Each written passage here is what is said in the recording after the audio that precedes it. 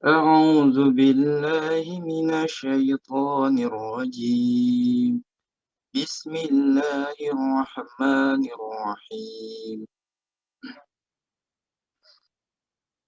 إن عدة الشهور عند الله 12 شهرا في كتاب الله يوم خلق السماوات والأرض منها أربعة حرم ذلك الدين القيم فلا تظلموا فيهن أنفسكم وقاتلوا المشركين كافة كما يقاتلونكم كافة واعلموا أن الله مع المتقين. إنما النسيء زيادة في الكفر يضل به الذين كفروا يحلونه عاما ويحرمونه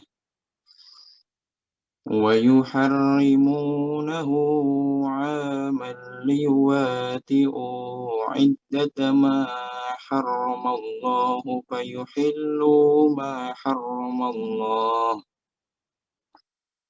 زين لهم سوء أعمالهم والله لا يهدي القوم الكافرين. صدق الله العظيم.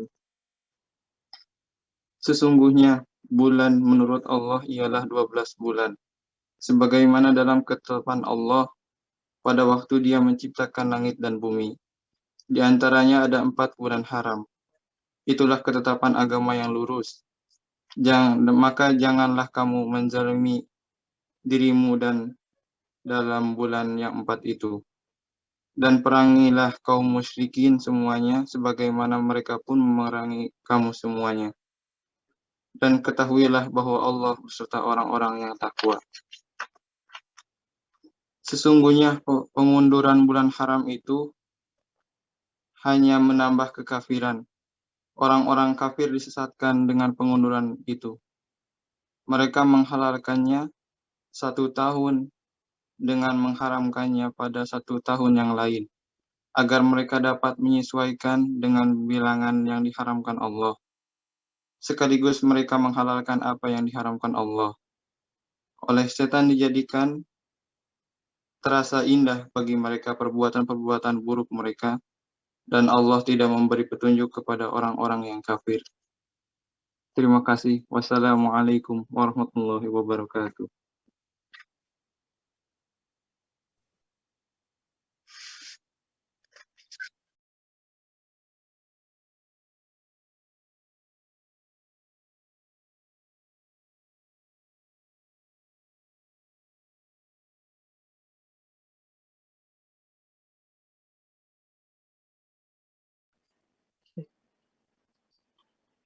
Bismillahirrahmanirrahim. Assalamualaikum warahmatullahi wabarakatuh.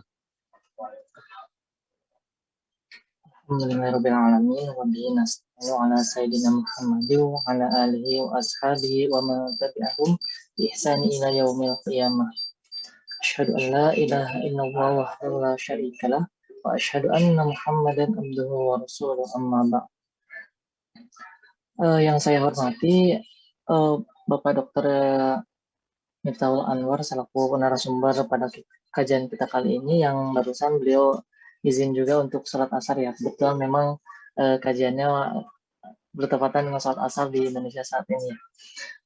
Yang saya hormati dan juga Allah muliakan para guru-guru saya, yakni pembina di Keluarga Muslim Indonesia Maju, Bapak Anang, Pak Bambang, dan alhamdulillah beliau juga hadir sekarang. Pak Haji Ius, dan juga pembina-pembina yang lainnya yang tidak bisa disebutkan satu persatu, yang semoga Allah muliakan. Amin. Yang saya hormati juga teman-teman pengurus dari Keluarga Muslim Indonesia Maju, yang alhamdulillah bisa bergabung juga. seluruh panitia yang saya banggakan, dan tak lupa juga teman-teman yang saat ini bisa bergabung di kajian kita pada hari ini. Puji syukur selalu kita panjatkan kepada Allah Subhanahu wa Ta'ala atas limpahan rahmat dan karunia-Nya, sehingga saat ini bisa melaksanakan kegiatan rutin kita setiap bulannya. Dan alhamdulillah pada hari ini bisa dilaksanakan kembali.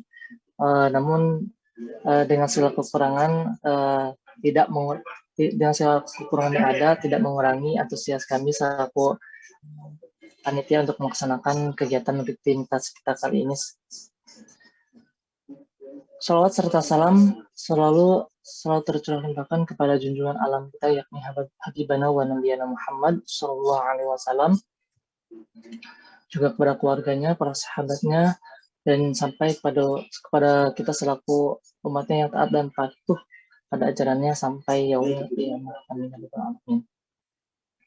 Hadirin yang senantiasa dirahmati oleh Allah SWT, pada suasana yang saat ini kita telah menghadapi Natsu Yasumi ya. Jadi Natsu Yasumi telah selesai dan besok kita mungkin udah kembali ke rutinitas seperti biasanya, bekerja ataupun dinas atau yang lainnya.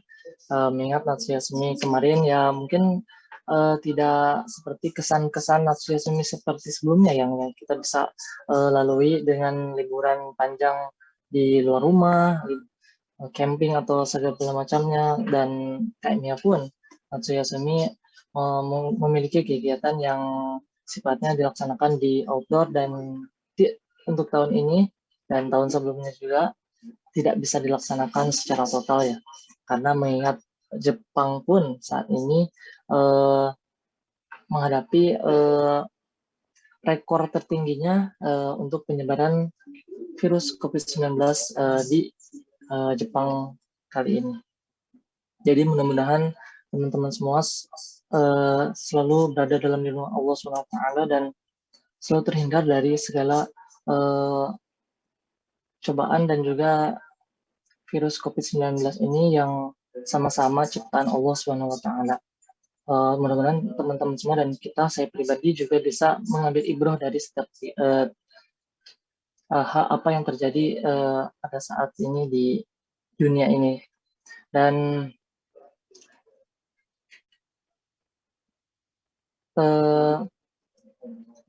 untuk kita schedule KMIH, kita sudah merencanakan untuk melaksanakan barbecue ya di tanggal 21, namun sempat kami sudah rencanakan untuk menetapkan tanggal tersebut, namun karena ada informasi ini jadi kami membatalkannya. Mungkin apakah di bulan September ya, insya Allah semisal informasi virus COVID-19 ini penurunan, mungkin ada pertimbangan juga, dan apabila belum juga ya 2021 ini juga tidak bisa juga mungkin seperti itu. Kegiatannya KMIH masih online ya, untuk yang bisa kami istiqomahkan seperti itu ya, salah satunya seperti kajian KMIH ini. Dan nanti di acara setelah tausiah nanti ada silaturahmi dari teman Ibaraki Osaka ya, yang akan memberikan informasi tentang proyek yang saat ini yang sedang dilakukan, yakni tentang pembangunan masjid ya. Jadi nanti akan disampaikan setelah acara tausiah yang akan nanti disampaikan oleh Mas Satria ya. Dan perlu diketahui oleh teman-teman yang mungkin teman-teman bisa informasi ini bisa menjadi sebuah informasi penting ya buat untuk di-share untuk teman-teman Jepang yang lainnya, bahwa tadi dan minggu yang lalu ya, jadi ada kabar bahwa telah dibangunnya Masjid Ahmadiyah ya di Miyashige Hurumacho Tsushima Aichi. Jadi buat teman-teman muslim yang ada di Jepang ini bisa berhati-hati dan bisa di-sharingkan ke teman-teman yang lainnya gitu. untuk sama-sama mengingatkan hal itu gitu. Jadi kita tahu sendiri ya tentang Ahmadiyah gitu. Jadi mohon berhati-hati ya. Jadi dapat informasi dari KMI seluruh Jepang gitu untuk senantiasa menghimbau seluruh muslim yang ada di Jepang terkait telah dibangunnya Masjid Ahmadiyah seperti itu. Dan itu juga berita yang sangat mengejutkan, dan tadi sempat di masjid saya ini jadi pembahasan yang serius gitu untuk muslim-muslim yang ada di Hamamatsu juga. Dan mungkin untuk teman-teman di KMIH dan juga seluruh Jepang mungkin rata-rata sudah melaksanakan vaksin untuk yang pertama, mungkin ada beberapa juga untuk yang keduanya juga udah melaksanakan, dan mudah-mudahan teman-teman semua yang sudah melaksanakan vaksin senantiasa tetap berhati-hati dan juga menjaga kesehatannya, dan apapun yang efek samping dari dari vaksin itu sendiri, ya mudah-mudahan itu tidak akan berakibat fatal ya. Insya Allah senantiasa mengharap perlindungan dari Allah SWT untuk terhindar dari COVID-19 ini. Mungkin itu aja yang bisa saya sampaikan. Kurang lebihnya mohon maaf, dan sekali lagi saya ucapkan jazakumullah khair untuk para panitia dan juga khususnya Bapak Miftahul Anwar atas kesempatan kali ini untuk bisa menyempatkan hadirnya memberikan ilmunya pada hari ini. Akhirul kalam, wabillahi taufiq wal hidayah. Wassalamualaikum warahmatullahi wabarakatuh. Atas santunannya yang hangat dari Mas Ilham Samsudin. Selanjutnya masuk ke inti acara. Sebelum memaparkan materinya, saya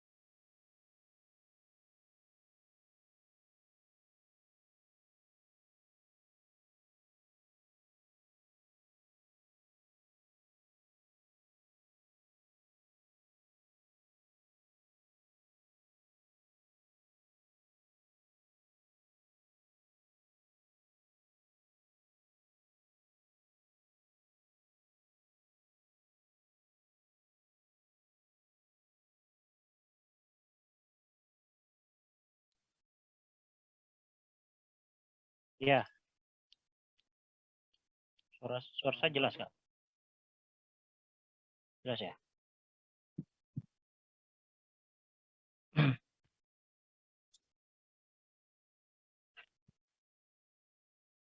Baik, saya izin share screen ya.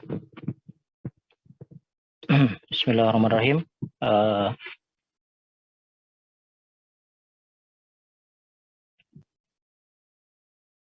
Alhamdulillahirabbil alamin, nahmaduhu wa nasta'inuhu wa nastaghfiruh wa na'udzu billahi min shururi anfusina wa min sayyiati a'malina, may yahdihillahu fala mudhillalah wa may yudlil fala hadiyalah. Asyhadu an la ilaha illallah wahdahu la syarikalah wa asyhadu anna Muhammadan abduhu wa rasuluhu la nabiyya wa la rasula ba'dah. Rabbi shrah li sadri wa yassir li amri wa hlul 'uqdatam min lisani yafqahu qawli. Raditu billahi rabba wa bil islami dina wa bi Muhammadin nabiyya wa rasulah. Rabbi zidni ilman wa rzuqni fahman. Alhamdulillah, alhamdulillah kita masih bisa bersua ya, bermuajahah ya kembali. Ya, saya senang sekali ini bisa berkumpul lagi di KMIH karena sudah lama sekali ya. Kemarin sebenarnya 2018 saya sempat ke Hamamatsu tapi tidak sempat ketemu ya, dan KMIH juga tidak ada acara, jadi hanya mampir saja silaturahim ke sensei dan ada seminar ya di Tokyo, jadi hanya lewat saja gitu. Sallallahu salam tidak lupa kita aturkan kepada Nabi kita Muhammad SAW serta para sahabatnya ya, kemudian keluarganya ya, dan juga orang-orang yang mengikuti petunjuk beliau ya, mengikuti jalan ittiba beliau, seperti itu. Hari ini saya insya Allah akan mengambil tema tentang Muharram ya, Muharram bulan Muharram Hijriah, tahun Hijriah ya, karena kita kemarin sudah memasuki saat ini sudah masuk tahun baru Hijriah ya, tahun baru Hijriah 1443 Hijriah, seperti itu. Nah, nama Hijriah itu ya, itu diambil sebenarnya memang karena hijrahnya Rasulullah ya, hijrahnya Rasulullah, tapi bukan di bulan Muharram gitu. Kita mungkin semua sudah tahu ya, bukan di bulan Muharram, tapi tahunnya saja diambil untuk jadi momentum hijriah gitu. Dan itu ditetapkan oleh Khalifah Umar bin Khattab ya. Jadi dalam kitab Fathul Bari disebutkan bahwa waktu itu Khalifah Umar bin Khattab itu mengirimkan surat kepada Abu Musa al-Asy'ari, seperti salah satu sahabat Rasul. Nah, kemudian Abu Musa al-Asy'ari itu menulis kembali surat kepada Umar bin Khattab, Khalifah Umar bin Khattab, dengan kalimat seperti ini: datang kepada kami surat darimu ya Amirul Mukminin yang tanpa tanggal. Jadi suratnya itu tanpa disertai dengan tanggal. Padahal orang-orang Romawi pada waktu itu sudah punya tanggal sendiri, penanggalan sendiri. Itu penanggalan Masehi, penanggalan Masehi, di mana ditetapkan waktu kelahirannya Yesus gitu ya, Isa al-Masih. Walaupun masih banyak kontradiktif atas lahirnya Yesus Kristus tersebut. Tapi intinya mereka sudah punya penanggalan sampai sekarang. Bahkan bedanya 600 tahun. Nah, setelah diterima surat dari Abu Musa al-Asy'ari, kemudian Khalifah Umar bin Khattab itu mengumpulkan para sahabat untuk bermusyawarah. Gimana nih ketika kita kalau kita menentukan tanggal ya, tanggal Islam seperti itu, tahun baru Islam. Maka pada saat itu Umar mengatakan al-hijratu firqatu bainal haqq wal batil. Jadi hijrah itu, hijrahnya Rasulullah maksudnya, itu membedakan antara hak dan batil. Maka peristiwa hijrahnya Rasulullah dijadikan dan disepakati oleh para sahabat juga pada waktu itu titik awal dari tahun baru Islam. Di sini ada di buku Fathul Bari ya, pada syarah Sahih Al-Bukhari. Nah, hijrahnya Nabi sendiri sebenarnya pada bulan apa sih gitu kan, pada bulan apa. Ternyata hijrahnya Nabi sendiri itu pada bulan Rabiul Awal. Ini display PPT-nya sudah betul belum ya? Sudah ya? Gitu ya. Jadi pada bulan Rabiul Awal, jadi sekitar Nabi hijrah dari Mekah ke Madinah itu sekitar dalam suatu riwayat itu sekitar 10 hari perjalanan. Jadi jaraknya antara Mekah ke Madinah itu sekitar 500 kilo. Jadi dari kira-kira sama dengan dari Solo ke Jakarta lah. Dari tempat saya ke Jakarta itu sekitar 500 km. Jalan kaki ya atau naik unta lah, seperti itu. Jadi lumayan jauh dan ditempuh sekitar 10 hari. Jadi dari tanggal 2 Rabiul Awal sampai tanggal 12 sampainya di Madinah. Nah, lantas amalan apa saja yang disunahkan dalam bulan Muharram ini? Ya. Kita tahu tadi dibacakan dalam apa namanya tilawah tadi ya, bahwa Muharram itu adalah salah satu dari 4 bulan yang dimuliakan atau yang diharamkan oleh Allah Subhanahu Wa Taala. Jadi maksudnya di bulan itu tidak boleh membunuh, tidak boleh berkata-kata kasar dan sebagainya. Ya, itu diharamkan oleh Allah Subhanahu Wa Taala. Yang disebut al-ashhur hurum, al-ashhurul hurum ya dalam surat tadi yang dibacakan. Yaitu 4 bulan itu adalah Zulqa'dah, Zulhijjah, Muharram dan Rajab. Nah, di antara amalan bulan Muharram yang disunahkan oleh Nabi SAW adalah yaitu yang pertama adalah memperbanyak puasa. Ya. Disebutkan oleh baginda Nabi bersama Rasulullah SAW, afdhalus siyami ba'da Ramadan syahrullahil Muharram. Puasa yang paling utama setelah Ramadan adalah puasa Muharram.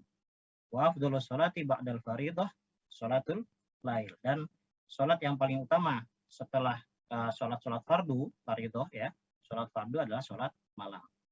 Gitu. Kenapa sholat malam paling utama? Karena di zaman Rasulullah ya sebelum Rasulullah menerima perintah untuk sholat 5 waktu itu beliau sholat wajibnya adalah sholat malam. Bahkan para sahabat turut kebagian wajib seperti itu. Jadi sholat malam itu untuk beberapa waktu itu wajib untuk mereka ya para sahabat setiap malam. Tapi setelah itu tidak jadi diwajibkan ya, disunahkan, tapi untuk Rasulullah tetap wajib. Makanya Rasulullah ketika meninggalkan sholat malam itu biasanya beliau mengqadha ya, mengqadha sholat malamnya di pagi hari ketika sakit. Pernah pada suatu riwayat Rasulullah sakit dan tidak sanggup untuk sholat malam. Nah pada pagi harinya setelah kuat beliau mengqadhanya ya, mengqadha sholat malam tersebut. Kenapa? Karena sholat malam itu tetap kewajiban bagi Rasulullah SAW, tapi sunnah bagi umatnya, sunnah muakkad ya. Kalau menurut fikih itu sunnah yang sangat dianjurkan sekali. Sebagaimana juga sunnah rawatib 10 rakaat itu sunnah muakkad. Itu juga sunnah yang ghairu muakkad. Nah, kemudian ketika ditanya tentang puasa Asyura ya, puasa 10 Muharram, Rasulullah menjawab yukaffiru sanatan madiyah. Jadi menghapus dosa setahun yang telah lalu. Hadis riwayat Muslim. Jadi puasa sunnah Asyura ya 10 Muharram itu akan menghapus dosa setahun yang telah lalu. Jadi ini sekalian mengingatkan saya pribadi juga ke teman-teman semuanya juga. Nanti insya Allah tanggal 10 Muharram ya, tanggal 10 Muharram itu kita persiapkan untuk sunnah puasa Asyura gitu ya. Sekarang itu tanggal 6 ya, sekarang tanggal 6 Muharram, jadi sekitar 4 hari lagi, hari Kamis lah. Sekalian sunnah tasu'anya juga tanggal 9 dan 10. Tapi dalam boleh juga tanggal 11-nya. Karena tanggal 9 atau tanggal 11 itu agar kita menyelisihi umat Yahudi. Yang kedua adalah sunnahnya apa? Yaitu kita disunahkan untuk meluaskan belanja kepada keluarga pada 10 hari Muharram. Jadi ada Muharram 10 hari di bulan Muharram. Man wasa ala iyalihi yauma asyura wasa Allahu alaihi sa'ira sanati. Jadi barang siapa yang melakukan nafkah belanja kepada keluarganya di 10 hari ini ya, 10 hari bulan Asyura ini, bulan Muharram ini, maka Allah akan melapangkan rezekinya ya. Wasa'allahu alaihi sa'ira sanati. Terus baginya sepanjang tahun. Kalau mau nambah rezeki panjang tahun ini, maka kita luaskan rezeki kepada keluarga kita juga. Nah, walaupun hadis ini dianggap sebagai hadis yang lemah, bahkan oleh Imam At-Tabrani sendiri ya, ada jalur yang melemahkannya, tapi beliau menyatakan bahwa hadil asanidu wa in kanat dhaifah fahiya idza dumma ba'duha ila ba'din akhradat quwwah. Jadi walaupun sanad dari hadis ini adalah lemah, namun karena yang meriwayatkan banyak atau Broni, Baihaqi dan yang lainnya itu menjadi kuat seperti itu. Jadi kuat. Jadi salah satu ilmu hadisnya seperti itu. Saya juga tidak mempelajari hadis, tapi salah satunya seperti itu ya, yang saya ketahui juga. Jadi kalau ada hadis yang lemah, tapi kalau diriwayatkan dari perawi-perawi yang lain, ya, maka dia bisa menjadi kuat. Walaupun ada beberapa jalur yang lemah. Nah, selain dari kedua itu, sunnah di bulan Muharram kita juga bisa melakukan ibadah yang lain, ya, ibadah yang lain, sedekah, infak gitu ya, dan yang lain, mengunjungi orang sakit dan sebagainya itu juga disunahkan juga, walaupun tidak khusus seperti kedua hal ini ya, puasa dan meluaskan belanja seperti itu, tapi tetap menjadi sunnah juga. Nah, itu tadi amalan-amalan pada bulan Muharram, ya, bulan Muharram. Dan satu lagi bulan Muharram itu juga dikatakan juga sebagai hari rayanya anak yatim gitu ya. Kalau dulu saya masih kecil itu sering dalam hari tanggal 10 Muharram itu sering saudara-saudara itu kasih ampau gitu ya, amplop gitu ya, hadiah dan sebagainya. Karena tanggal 10 Muharram itu dianggap hari raya anak yatim. Kita juga bisa melakukan seperti itu. Nah, Rasulullah sendiri mencintai anak yatim dan Rasulullah sendiri anak yatim. Seperti itu. Nah, selain itu ada peristiwa-peristiwa penting pada bulan Muharram. Apa saja? Ini ada beberapa ya. Ada beberapa. Ini kita bisa ambil ibrohnya dari peristiwa tersebut. Yang pertama, pada hari Asyura Allah menerima taubat Nabi Adam dari maksiat yang beliau lakukan. Ya. Ketika Nabi Adam diturunkan ke dunia, ke bumi ya, dari surga. Seperti itu. Tapi taubat beliau diterima ya. Taubat beliau diterima dengan doanya yang masyhur.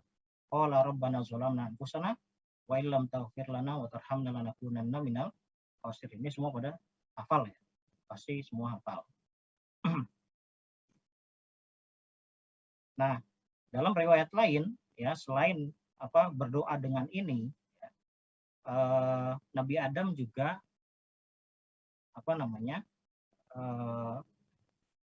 berdoa dengan bertawasul juga kepada Nabi Muhammad. Padahal Nabi Muhammad belum diturunkan ya, belum lahir gitu.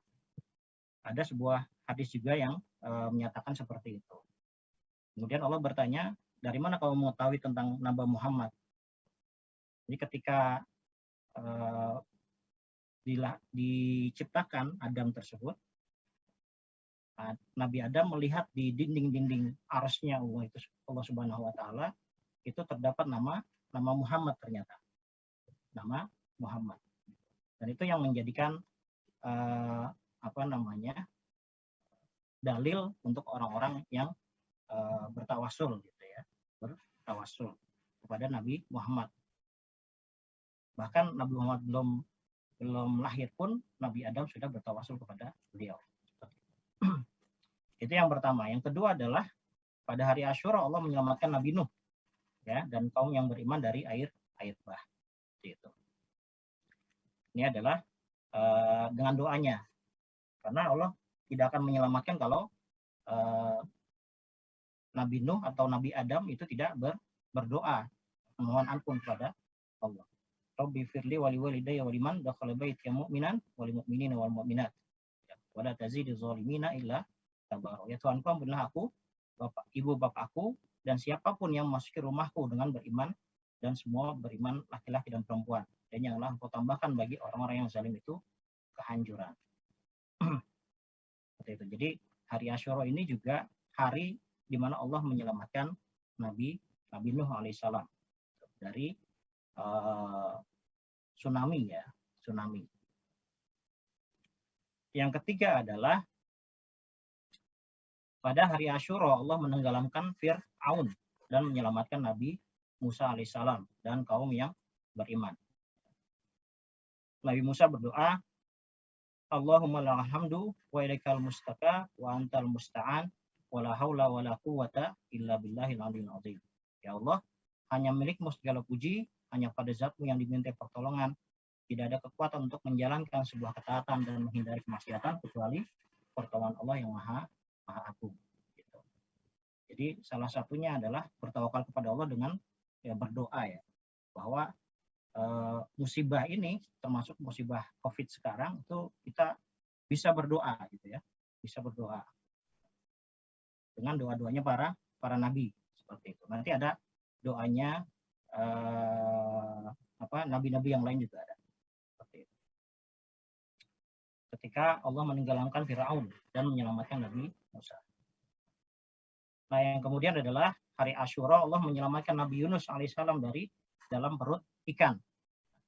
Nah, ini mungkin kita juga perlu membaca doa ini, menghafalkan doa ini.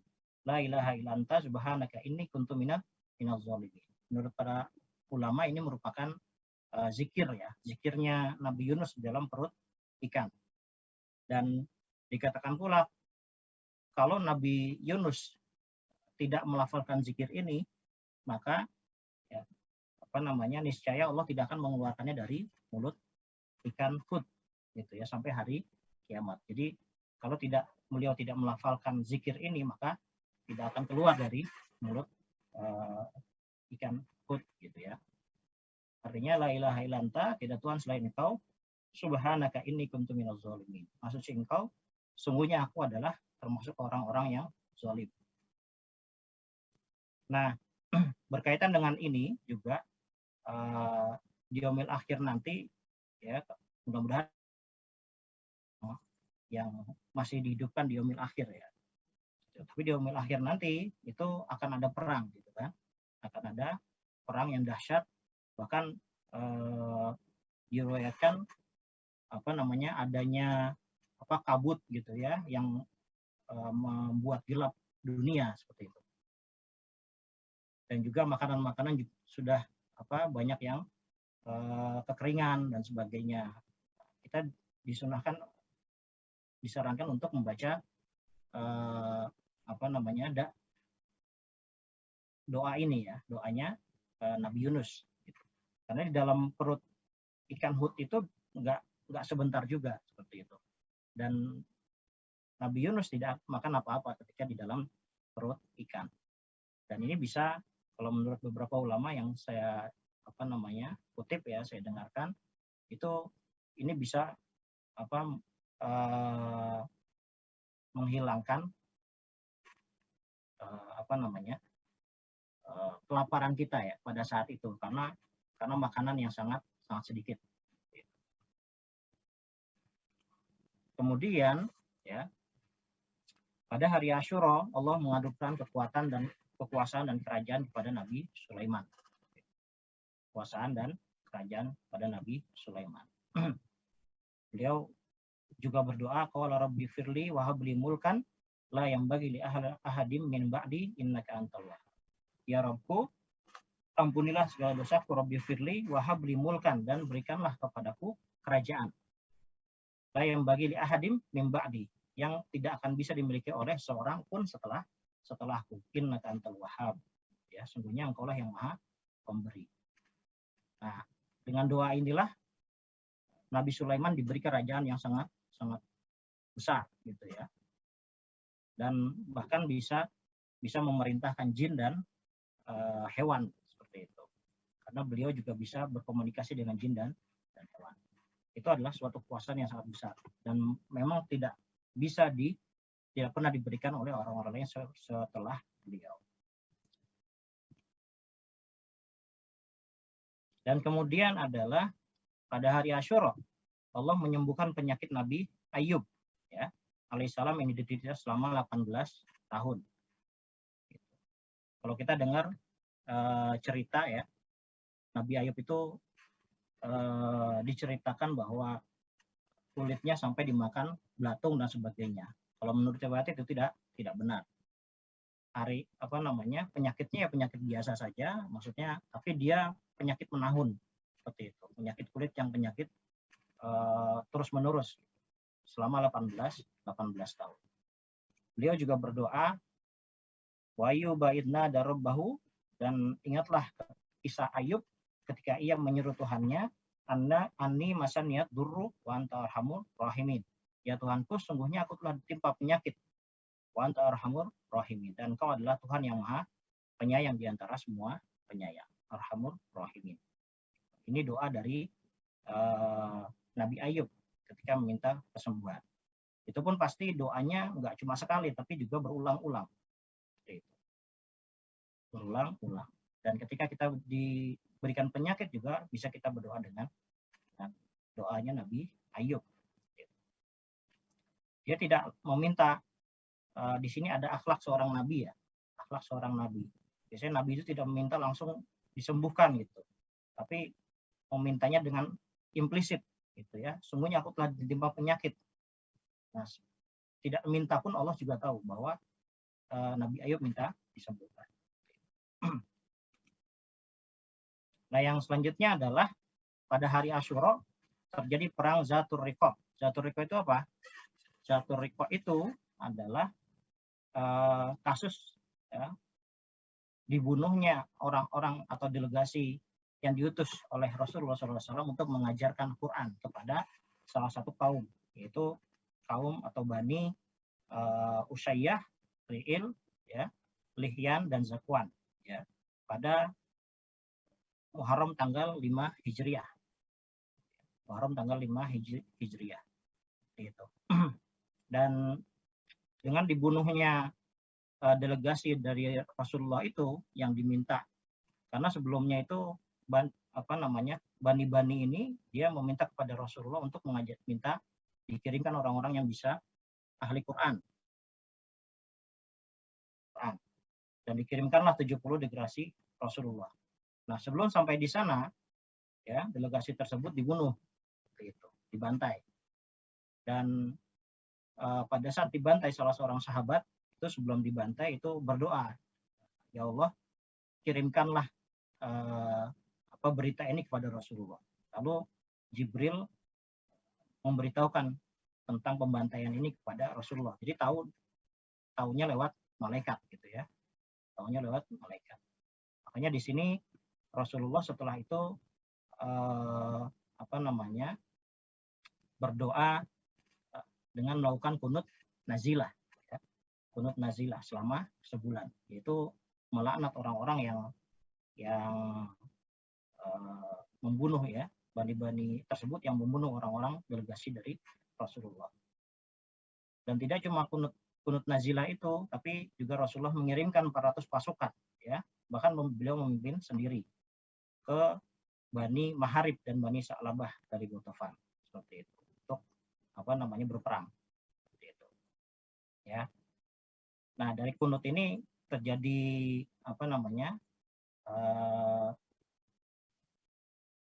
ada yang mengatakan kunut ini diteruskan oleh Rasulullah, ya, makanya dalam mazhab Syafi'i melakukan kunut, ya, kunut subuh biasa, ya, bukan kunut nazilah.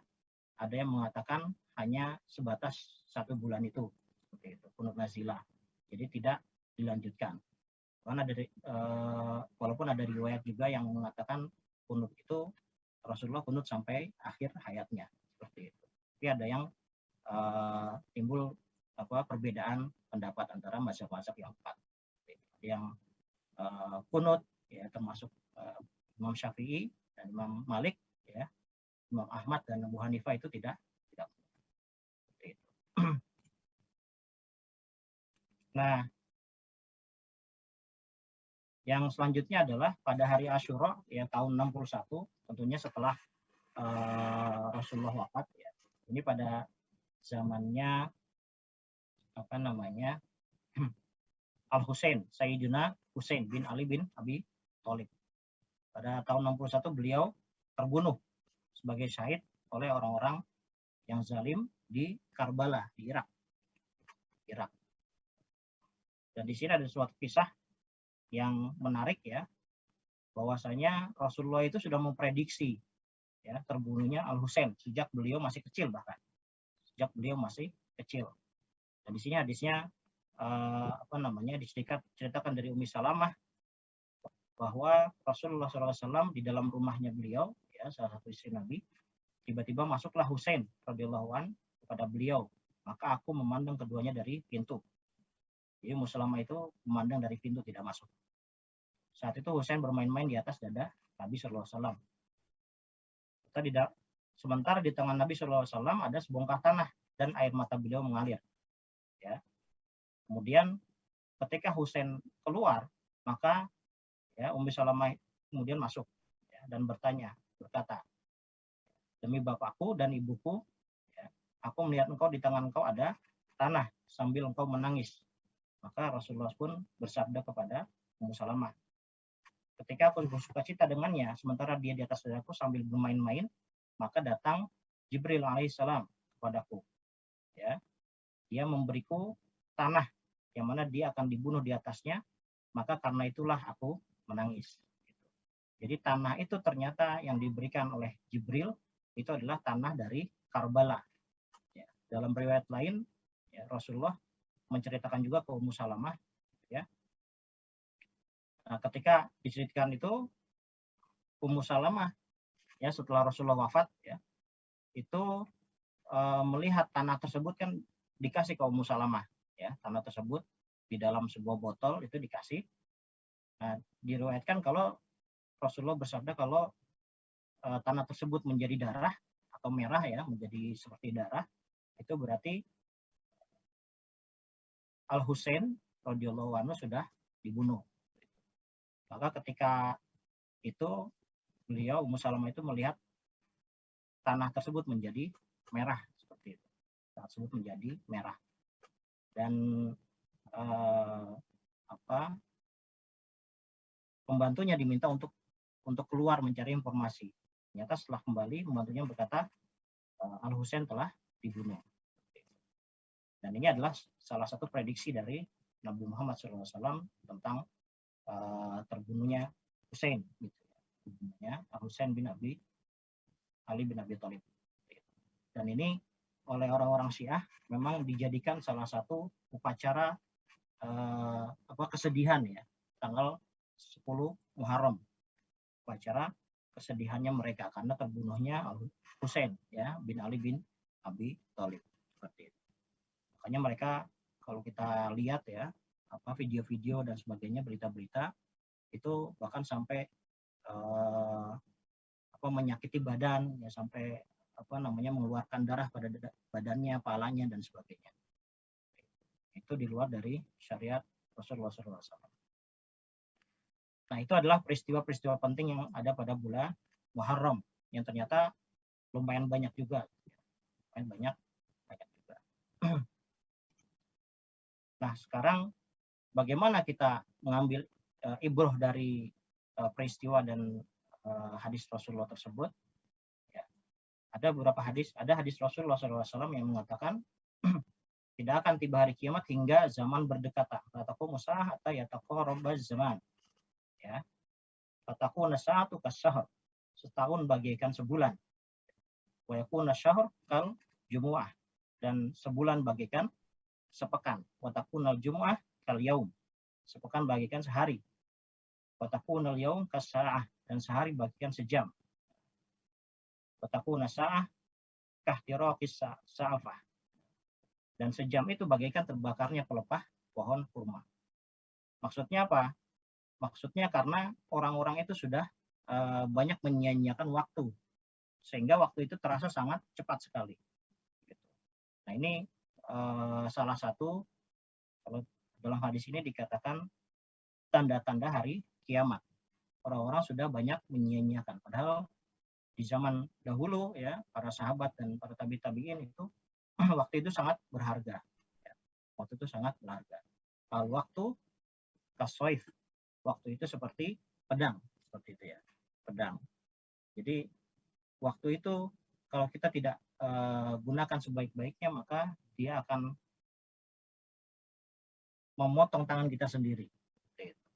Kalau tidak, kita tidak tahu cara menggunakan pedang tersebut atau waktu tersebut.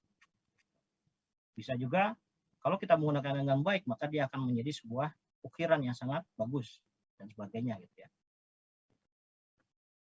Maka dalam hadis lain dikatakan ya, nikmatani magbunun fihi ma katsir minan nas as-sihhatu wal faragh. Dua nikmat ya, kebanyakan manusia tertipu dengan keduanya. Apa? Yaitu kesehatan dan waktu luang. Jadi di waktu sehat kita tidak menggunakannya dengan baik ya, mengoptimalkan waktu kita dengan baik. Begitu juga dengan waktu luang kita. Ya, waktu luang kita. Ini riwayat dari hadis riwayat Imam Al-Bukhari. Nah, bagaimana kita menggunakan awal tahun ini dengan muhasabah ya, evaluasi seperti itu. Seperti apa gitu evaluasi? Ya ayyuhalladzina amanu taqullaha wal tanzur nafsum ma qaddamat lighad wa taqullaha innallaha khabirum bima ta'malun. Orang yang beriman bertakwalah kepada Allah, dan hendaklah setiap orang memperhatikan apa yang telah diperbuatnya untuk hari esok, dan bertakwalah kepada Allah, sungguhnya Allah Maha teliti terhadap apa yang kamu kerjakan. Jadi terakhir, tips cara mensyukuri nikmat waktu yang Allah berikan. Ya, ini diambil dari salah satu hadis Rasulullah, ya, di mana hadis tersebut menceritakan tentang kalimat-kalimat yang berada dalam suhuf Nabi Ibrahim alaihissalam. Ya, Nabi Ibrahim alaihissalam. Dalam suhuf Ibrahim alaihissalam tertulis, ya, walal akili malam yakun maghluban ala aqlihi antakuna lahu sa'ah. Orang berakal selama akalnya tidak dikalahkan, hendaklah ia mempunyai waktu. Ya, waktu untuk apa? Yang pertama adalah as-sa'atu yunaji fiha rabbah. Yang pertama, waktu untuk bermunajat kepada Rabb-nya, untuk berdoa, untuk mendekatkan diri kepada Allah Subhanahu wa taala, ya. Melakukan salat-salat fardu, ya. Dan juga ditambah dengan salat-salat sunnah dan sebagainya. Itu salah satu bentuk munajat kepada Allah. Ataupun berzikir gitu ya.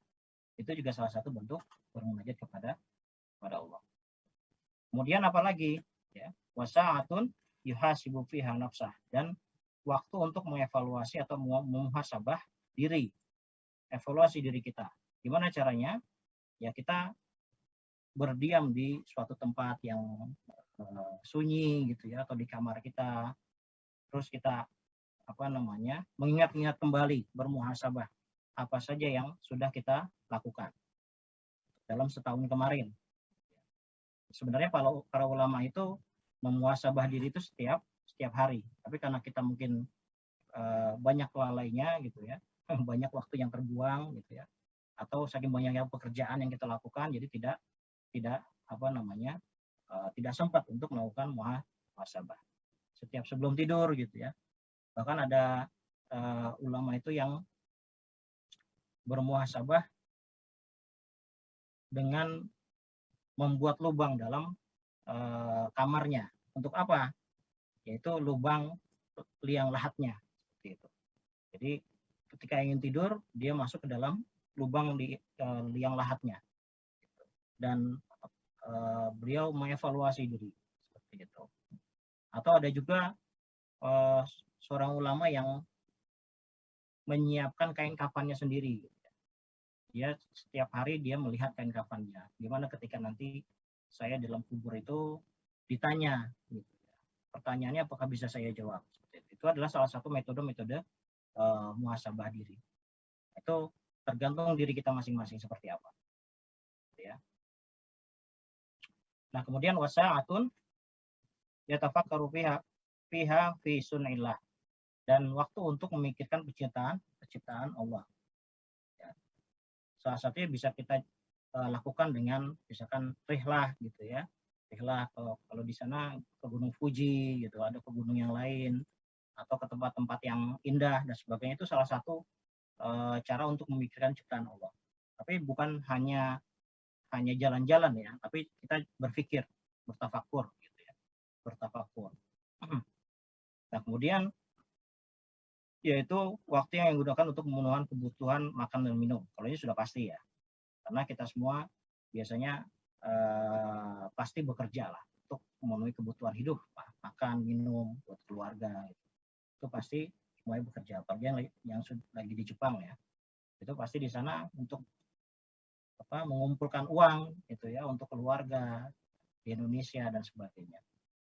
Itu sudah pasti. Nah, orang yang berakal wajib untuk tidak beranjak atau apa? Yang pertama adalah tazawudin lima adin, ya, mencari bekal untuk hari akhir. Maksudnya mencari bekal untuk hari akhir adalah beribadah ya tentunya. Melakukan amalan-amalan kebaikan. Amalan-amalan kebaikan. Kemudian yang kedua, memperbaiki kehidupannya. Nah, ini juga hampir sama dengan yang nomor 4 ya. Memenuhi kebutuhan makan dan minum ya. Yang ketiga adalah mencari kenikmatan pada hal-hal yang tidak diharamkan. Kita boleh mencari kenikmatan untuk hal-hal yang tidak diharamkan. Ya, jalan-jalan gitu ya, shopping, nggak masalah. Asal bukan pada hal-hal yang diharamkan. Nah, yang terakhir adalah orang berakal wajib melihat waktunya, menangani urusannya, dan menjaga lidahnya.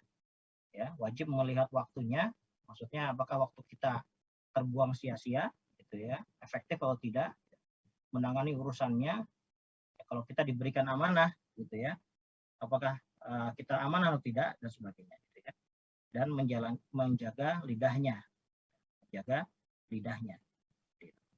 Barang siapa menghitung perkataannya, termasuk bagian dari amal perbuatannya, niscaya ia sedikit berbicara kecuali apa-apa yang bermanfaat baginya. Ini hadis riwayat Ibnu Hibban dan dari Abu Dzar Al-Ghifari. Nah, hadis ini saya pernah ingat gitu ya, itu dibahas juga oleh Imam An-Nawawi dalam hadis Arba'in beliau ya, ketika menjelaskan tentang hadis keberapa saya lupa ya. Itu beliau juga memaparkan tentang cerita-cerita Rasulullah tentang cerita dalam suhuf Ibrahim alaihissalam. Itu. Dan itu memang banyak fadilah yang diambil gitu ya, utama yang diambil dari yang tertulis di dalam suhuf tersebut. Wallahu a'lam bishawab, mungkin itu yang bisa saya sampaikan ya. Mudah-mudahan bermanfaat. Ini jadi muhasabah juga dari bagi pribadi saya sendiri ya, di tahun baru ini, hijrah ini. Mudah-mudahan Allah selalu memberikan kita jalan untuk meningkatkan pribadi kita yang menjadi orang yang lebih soleh, ya, orang yang lebih dekat kepada Allah Subhanahu wa taala. Wallahu a'lam bishawab. Haqqami rabbik fala takun minal qanitin. Assalamualaikum warahmatullahi wabarakatuh.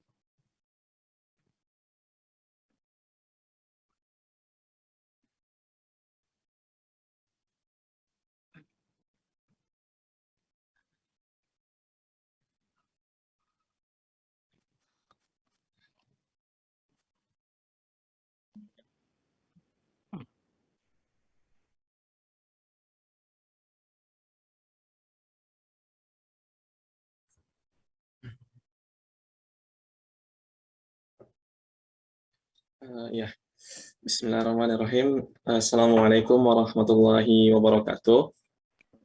Waalaikumsalam. Alhamdulillah, nahmadu wa nasta'inu wa nastaghfiruh wa na'udzu billahi minasy syururi anfusina wa min sayyiati a'malina. May yahdihillahu fala mudilla lahu wa may yudlil fala hadiya lahu. Asyhadu an la ilaha illallah, asyhadu anna Muhammadan abduhu wa rasuluh. Rabbi shrah li sadri wa yassir li amri wa hlul 'uqdatam min lisani yafqahu qawli. Amma ba'd. Syukur alhamdulillah. Sebelumnya saya ucapkan terima kasih kepada teman-teman Hamamatsu gitu ya, dan juga jazakallah khair Ustadz atas tausiahnya gitu ya tentang muhasabah di tahun baru Islam ini. Semoga kita semua bisa menjadi pribadi-pribadi yang bisa mengevaluasi diri dan menjadi hamba-hamba Allah yang bisa semakin baik gitu ya setiap tahunnya. Izinkan saya sedikit untuk menyampaikan gitu ya, mempresentasikan. Saya salah satu mewakili panitia ekspansi ekspansi project dari Masjid Ibaraki yang ada di Osaka ya. Jadi ini bukan Ibaraki yang ada di Tokyo dekat Tokyo itu, tapi ini Ibaraki yang ada di Osaka, Ibarakishi, namanya Masjid Osaka Ibaraki. Dan saya izin untuk memperkenalkan gitu ya proyek kami ini, dan juga mohon dukungannya dari sahabat-sahabat sekalian. Ya, semoga sudah cukup terlihat ya ininya. Ini. Ya, Bismillahirrahmanirrahim. Jadi proyek kami ini berjudul Osaka Ibaraki Mosque Expansion Project gitu ya, dan pendahuluannya saya sampaikan dari hadis yang disampaikan Rasulullah tentang keutamaan ya, seseorang yang membangun masjid karena Allah, maka Allah akan menjanjikan rumah baginya di surga gitu ya. Maka ini motivasi kita bersama juga untuk memakmurkan masjid-masjid Allah gitu ya, terutama ya kita yang sedang ada di Jepang ini, yang masjidnya nggak sebanyak yang ada di Indonesia.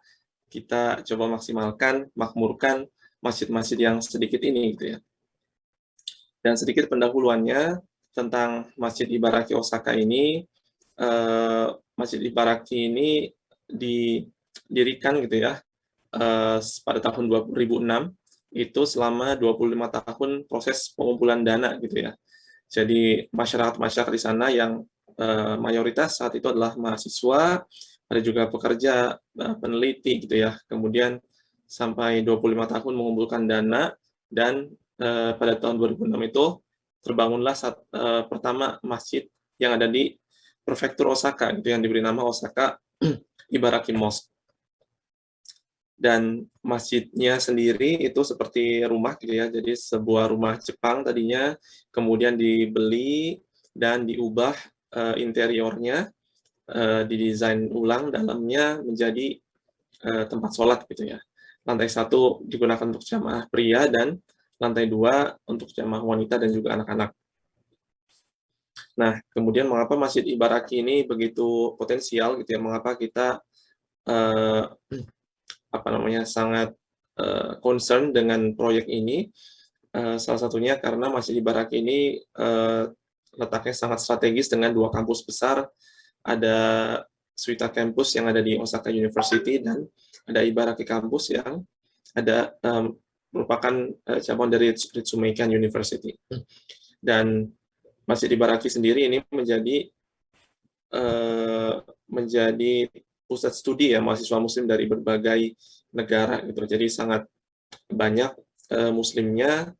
Sampai saat ini mungkin terdata sekitar 400 sampai 500 orang ya yang muslim yang tinggal atau berada di sekitaran Masjid Ibaraki ini dari berbagai profesi.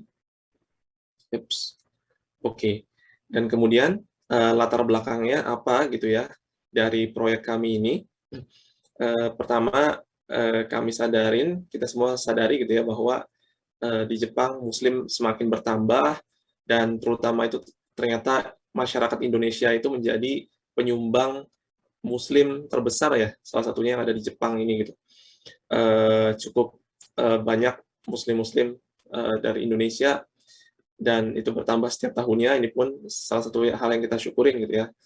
Dan kemudian yang kedua, mahasiswa, pekerja dan juga peneliti yang ada di Osaka ini semakin bertambah gitu ya. Nah, ini kondisi terbaru sekitar mungkin sebulan yang lalu gitu ya, masih saat musim panas gitu. Saat musim panas, dan karena ruangan yang di dalam itu sudah tidak muat gitu ya, sehingga beberapa jamaah harus sholat di luar masjid gitu ya, beralaskan kerikil, terpal dan juga sejadah. Mereka harus kepanasan saat musim panas dan harus kedinginan saat musim dingin gitu. Dan ketika sholat Idul Fitri dan Idul Adha pun kita sudah tidak sanggup lagi untuk menampung jamaah yang alhamdulillahnya semakin banyak gitu ya, sehingga kami harus menyewa ruangan untuk bisa menampung jamaah. Dan kemudian Masjid Ibaraki sendiri ini menjadi tempat yang penting bagi orang-orang Jepang untuk bersyahadat dan menikah dengan Muslim gitu. Alhamdulillah sampai saat ini sudah tercatat ada 111 ya. Ada seminggu yang lalu, seminggu atau 2 minggu yang lalu barusan ada juga bertambah 1 orang, nenek-nenek orang Jepang yang bersyahadat gitu ya, di usia yang sudah renta, sudah tua. Allah memberikan hidayah dan bersyahadat di Masjid Ibaraki gitu ya. Jadi mungkin sekitar 111 orang Jepang itu bermualaf bersyahadat di Masjid Ibaraki, dan sebagian dari mereka juga melakukan pernikahan dengan Muslim gitu. Dan alasan yang keempat, ini cita-cita kita bersama bahwa Masjid Ibaraki ini menjadi pusat madrasah bagi anak-anak Muslim yang ada di Osaka gitu ya. Kami semua berharap bahwa mereka-mereka ini yang masih kecil-kecil ini, siapa tahu salah satu dari mereka akan menjadi imam besar gitu ya di masa yang mendatang. Siapa tahu salah satu dari mereka akan menjadi pendakwah yang tangguh di Jepang. Salah satu dari mereka akan menjadi penyiar agama Allah yang jauh lebih istiqomah daripada kita semua gitu ya. Maka kita berharap pada mereka-mereka ini, generasi-generasi yang muda, masih anak-anak ini, untuk bisa menjaga akidah mereka, mengenalkan Islam sedini mungkin, Al-Quran sedini mungkin pada anak-anak Muslim yang ada di sini. Dan ini sedikit tentang rancangan proyeknya seperti apa. Jadi bangunan yang baru nanti diperkirakan dapat menampung 2-3 kali lipat lebih banyak ya dari jamaah yang sekarang, dan ada rooftop juga yang digunakan untuk berbagai kegiatan. Ada lantai 1 yang kurang lebih seperti ini, akan digunakan untuk area laki-laki, dan ini untuk area perempuan dan juga anak-anak yang ada di lantai 2. Nah, selanjutnya saya mengajak gitu ya untuk berinvestasi, berwakaf dan juga berdonasi untuk kehidupan akhirat kita gitu ya, melalui ekspansi Masjid Ibaraki ini. Beberapa alasannya kenapa harus berwakaf, kenapa harus bersedekah gitu ya. Allah menjanjikan keuntungan 700 kali lipat bagi hamba-hambanya yang bersedekah gitu ya. Kalau misalkan kita hitung-hitungan secara duniawi, jika kita berinvestasi 10.000 yen, maka keuntungan yang sebenarnya akan kita dapatkan 7 juta yen gitu ya. Dan mungkin keuntungan ini tidak dalam bentuk uang saja gitu ya. Bisa jadi Allah gantikan dalam bentuk kesehatan, bisa jadi Allah gantikan dalam bentuk keturunan-keturunan yang soleh dan solehah, bisa jadi Allah gantikan dalam bentuk pekerjaan yang dimudahkan dan sebagainya macamnya gitu ya. Dan inilah janji Allah, dan sekali-kali Allah tidak akan menyalahi janjinya. Yang kedua, ini merupakan passive income untuk teman-teman semua gitu ya, untuk kita semua. Karena ketika kita nanti semua sudah meninggal dunia, ada 3 amalan yang terus mengalir. Salah satunya adalah sedekah jariyah yang terus mengalir. Setiap orang yang membaca Al-Quran di Masjid Ibaraki nanti, setiap pahalanya bernilai, setiap hurufnya bernilai 10 pahala, teman-teman akan mendapatkan pahala yang sama. Setiap orang yang sujud dan ruku di sana, teman-teman pun akan mendapatkan pahala yang sama. Setiap orang Jepang yang bersyahadat setelah syahadatnya, setiap ibadahnya insya Allah menjadi tabungan amal untuk teman-teman semua gitu ya. Bahkan setelah nanti kita semua wafat, terbaring di alam kubur, akan ada pahala yang terus mengalir, mengisi rekening kebaikan kita semua gitu. Maka di sini ada beberapa paket wakaf dan juga investasi yang bisa teman-teman pilih, salurkan untuk ekspansi Masjid Ibaraki ini. Ada yang terbesar 1 juta yen, paket Firdaus gitu ya, surga yang paling tinggi, dan juga ada 10.000 yen, ada juga paket bebas gitu ya, paket bebas sebebasnya teman-teman gitu ya, mau 2 juta yen boleh gitu ya, mau 5 juta yen boleh, mau 5.000 yen pun tidak masalah gitu ya, mau 1.000 yen pun kami tidak menolak gitu. Jadi paket bebas, ada paket bebas yang bisa teman-teman pilih sesuai dengan kesanggupan teman-teman semua.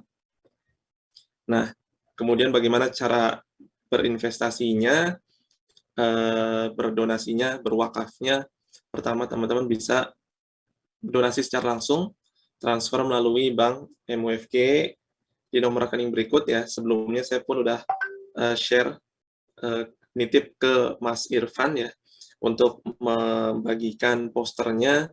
Semoga teman-teman sudah dapat, sudah pernah lihat posternya, atau donasi online secara via launch code ya, melalui barcode berikut.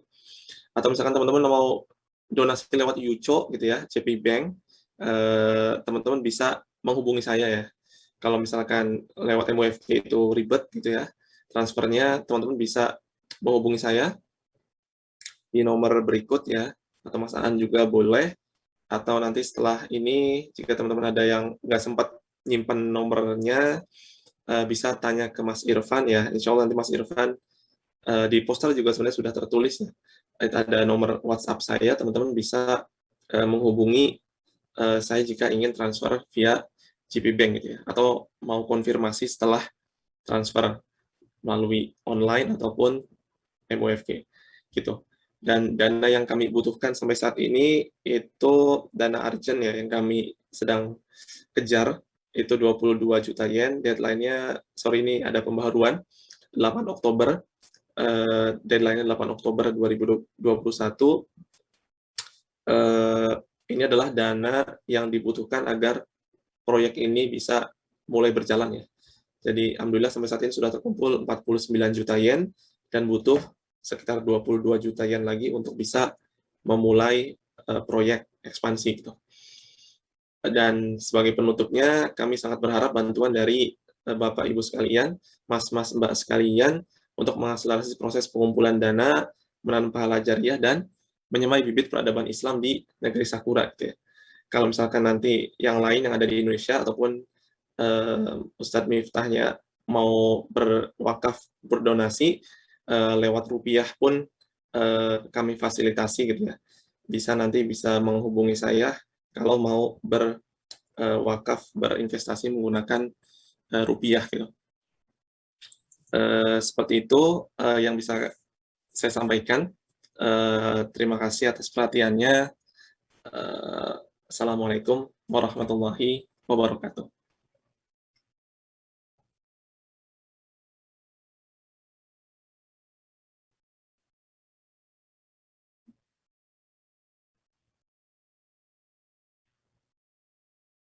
Insyaallah.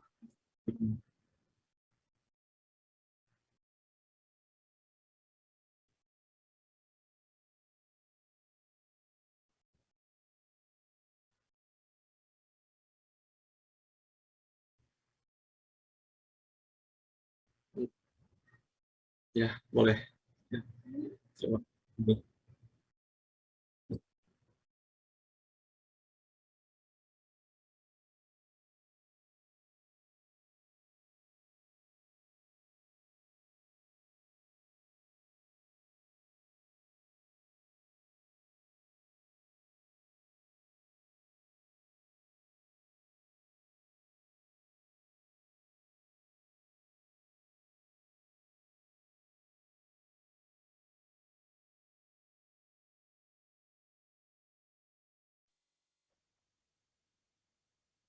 Assalamualaikum. Waalaikumsalam. Ya, mohon izin untuk bertanya. Bismillahirrahmanirrahim. Assalamualaikum warahmatullahi wabarakatuh. Waalaikumsalam warahmatullahi wabarakatuh. Mohon izin bertanya Ustaz Anwar. Pertanyaannya, jadi di bulan Muharram ini ya, saya pernah dengar, terutama sering sekali di daerah saya di Jawa Tengah, itu kalau bulan Muharram itu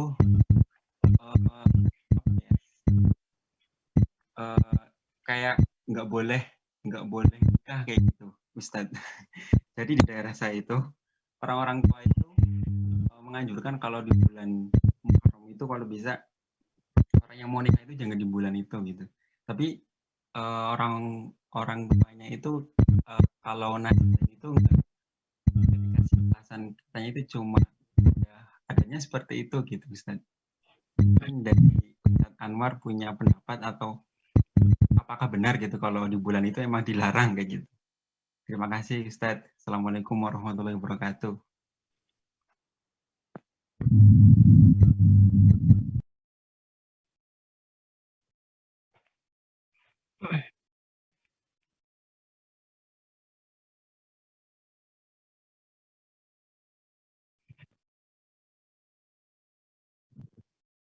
Ya boleh berapa aja silakan.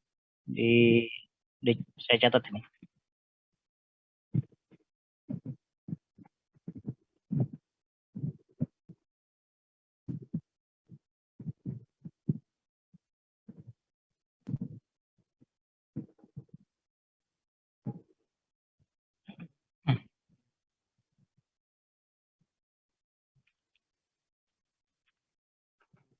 Baik, kalau untuk larangan tidak boleh nikah di bulan Muharram itu saya juga baru tahu ya. Saya saya sekarang di Solo itu yang sering terdengar itu adalah di perayaan satu suro ya. Perayaan satu suro itu kalau di sini itu malah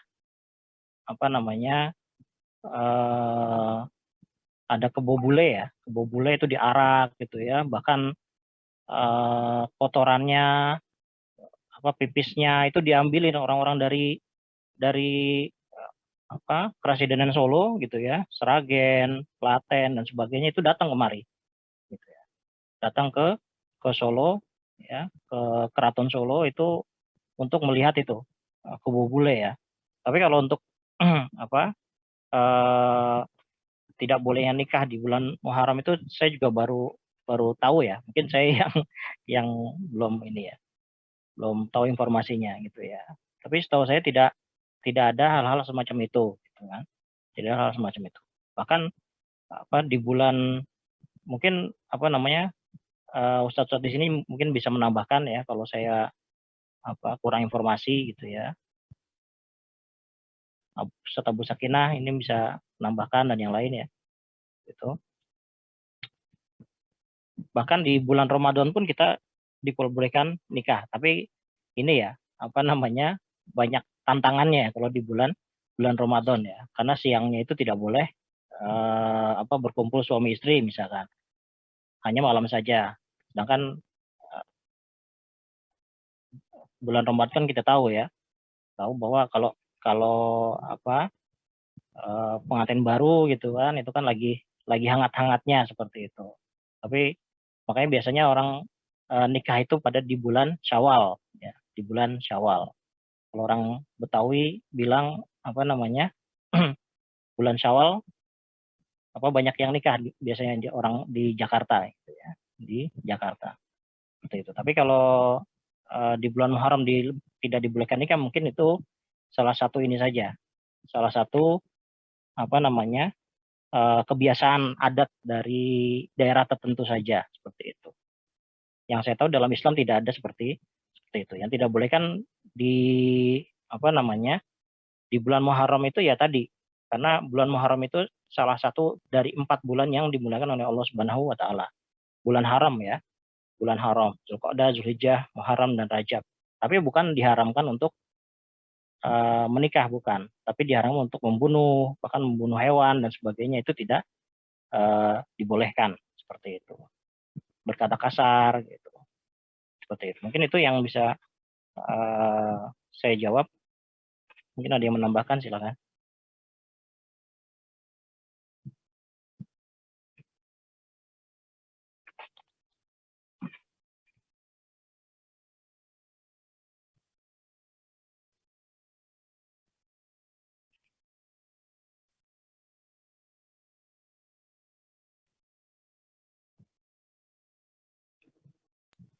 Suaranya putus-putus ya.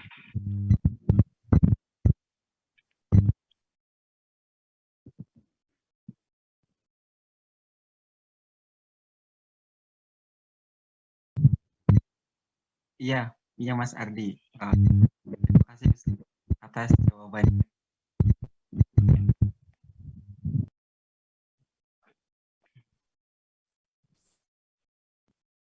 Ya, Bismillah. Assalamualaikum warahmatullahi wabarakatuh. Waalaikumsalam warahmatullahi wabarakatuh. Izin bertanya masih seputar tahun baru ini, tahun baru Islam ya. Mungkin di masyarakat Indonesia mungkin ya, atau mungkin saya ngelihat di berbagai media sosial itu ada doa-doa untuk tahun baru gitu ya, doa tahun baru, kemudian doa akhir tahun, kemudian mungkin ada juga apa namanya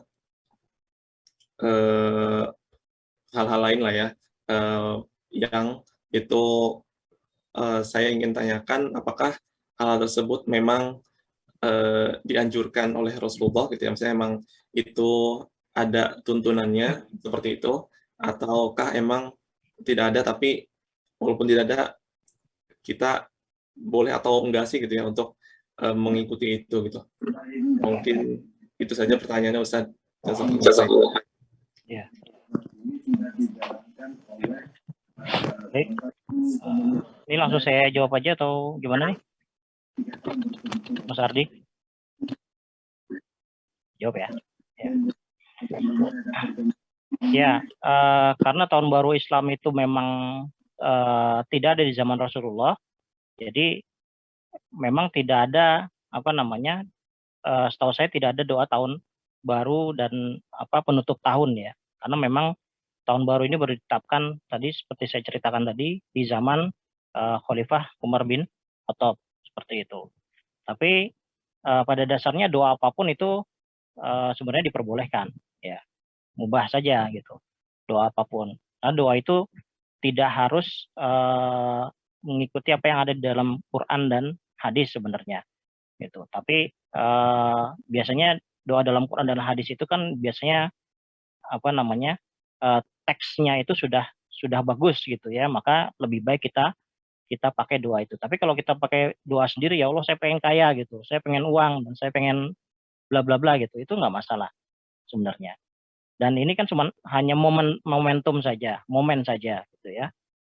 Apa namanya? Seperti juga momen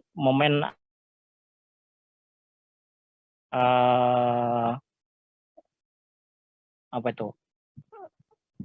Lahirnya Rasulullah misalkan, ya kan, Maulid Nabi Muhammad SAW itu di zaman Rasulullah juga tidak ada. Tapi itu adalah momen bagi kita yang jauh dari Rasulullah untuk membaca kembali ya, mendengar kembali tarikh-tarikh Rasulullah gitu ya. Tarikh Rasulullah, bersolat kepada beliau. Dan kita tahu bahwa di zaman ini sudah sangat jarang sekali orang yang memang mengingat tentang tarikhnya Rasulullah. Makanya ada Maulid dan sebagainya gitu ya. Perayaan-perayaan itu sebenarnya momen saja untuk mengingatkan kembali gitu. Karena lebih banyak orang yang tidak ingat daripada yang ingat sebenarnya. Dan itu sebenarnya bagus saja, nggak masalah. Karena bukan termasuk dalam ibadah gitu ya. Bukan termasuk dalam ibadah seperti itu. Dan begitu juga dengan doa akhir tahun, awal tahun, itu kan doa saja. Dan mengingatkan kita ya bahwa kita berharap bahwa tahun depan itu kita bisa lebih baik gitu kan, mendapat rezeki gitu ya. Dan kita berharap tahun yang lalu kita diampuni dosa-dosa kita. Itu yang masalah. Itu. Tidak masalah. Mungkin itu ya. Oke, sudah cukup jelas. Terima kasih Ustaz. Jazakallah khair.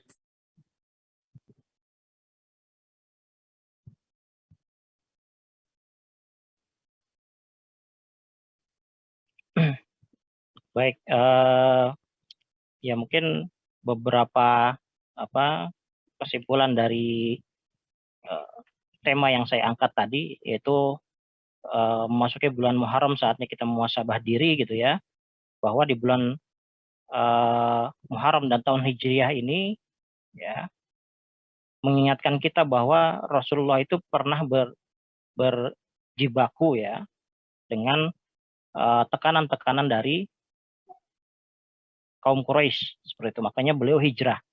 Walaupun tahun hijrah ini dimulai bulan Muharram, bukan bulan hijrahnya Rasulullah. Tapi momentumnya itu diambil dari momentum hijrahnya Rasulullah SAW. Itu. Kemudian yang kedua adalah ya adanya amalan-amalan yang disunahkan dalam bulan Muharram, karena bulan Muharram itu adalah 4 bulan haram ya, yang bahkan ditetapkan oleh Allah Subhanahu wa taala. Itu bahkan dari zaman sebelum adanya Rasulullah.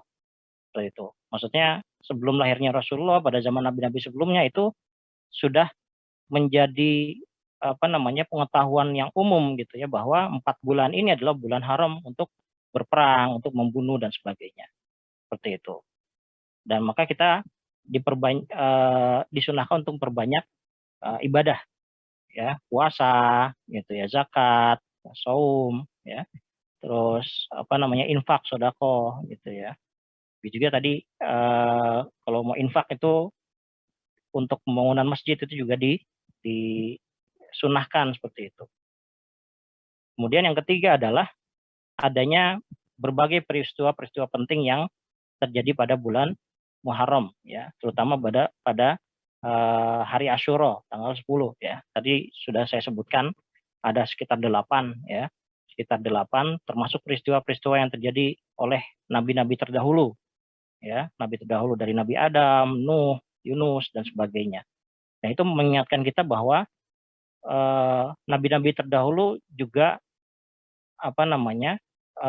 membuat butuh adanya pertolongan dari Allah Subhanahu wa taala, jelas ya.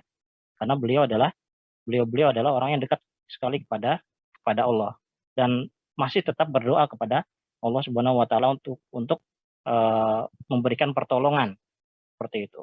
Seperti Nabi Adam gitu ya. Bedanya Nabi Adam dengan iblis adalah kalau iblis tidak mau bertobat kepada Allah. Seperti itu. Dosanya adalah dosa kesombongan, tapi Nabi Adam dosanya apa? Yaitu dosa kelalaian atau hawa nafsu, gitu ya. Termakan oleh nafsu manusiawinya beliau, seperti itu. Tapi setelah itu beliau bertobat, sedangkan iblis tidak bertobat. Gitu. Dan yang terakhir adalah bagaimana kita di awal tahun ini yang baru ini ya, apalagi bulan Muharram ini kita berusaha untuk muhasabah diri, sehingga dengan seperti itu maka kita bisa melihat ya, menghitung-hitung kira-kira amalan kebaikan kita sudah banyak gitu, atau bahkan lebih banyak amalan keburukan kita daripada kebaikan kita. Dan itu adalah sunnah-sunnah yang dilakukan juga oleh para ulama, para tabi'in zaman dahulu gitu ya, zaman dahulu. Bahkan disunahkan juga oleh Khalifah Umar bin Khattab, hasibu qoblaan tuhasabu, hisablah diri kalian sebelum Allah menghisab kalian di yaumil akhir nanti. Ya. Mungkin itu yang bisa saya sampaikan. Terakhir, mudah-mudahan bermanfaat. Assalamualaikum warahmatullahi wabarakatuh. Waalaikumsalam warahmatullahi wabarakatuh. Selanjutnya kami ucapkan terima kasih kepada Bapak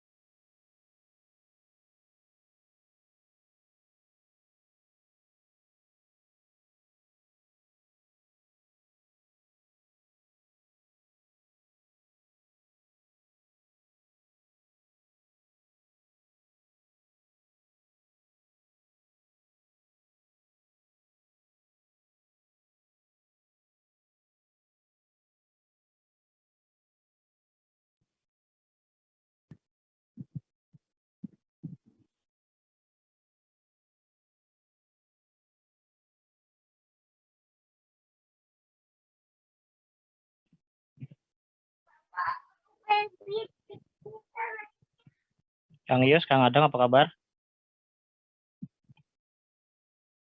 Alhamdulillah sehat. Alhamdulillah.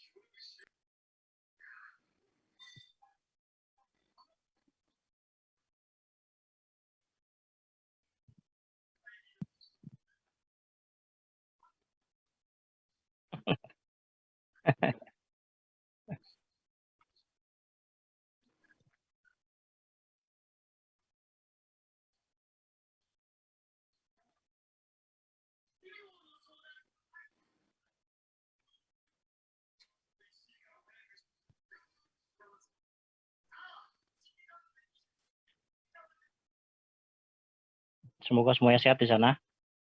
Jaga kesehatan. Amin. Amin.